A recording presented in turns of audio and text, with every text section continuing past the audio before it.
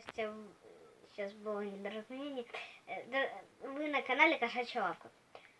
Я вам сегодня расскажу стихотворение Николая Алексеевича Заболоцкого «Весна в лесу».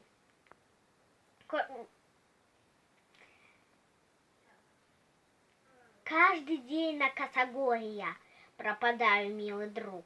Вешних дней лаборатория расположена вокруг. В каждом маленьком растении, словно в колбочке живой, влага солнечная пенится и кипит сама собой. Эти колбочки исследовав, словно химик или врач, в длинных перьях фиолетовых по дороге ходит грач. Он штудирует внимательно по тетрадке свой урок, и больших червей видательных собирает этим впрок. А в уши лесов таинственных, нелюдимый,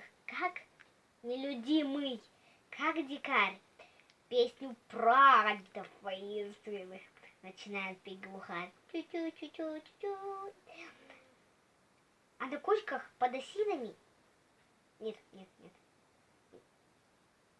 Словно идолище древним, безумев от греха, он ракочет за деревню и каучит потроха.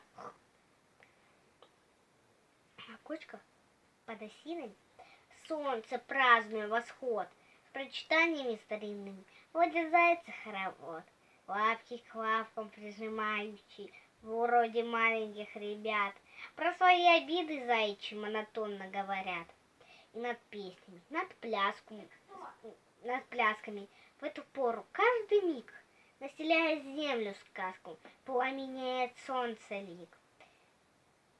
И, наверное, наклоняется в наши древние леса и невольно улыбается на лесные чудеса. До свидания, вы были на канале Кошачья лавка. Кошачьи лапки!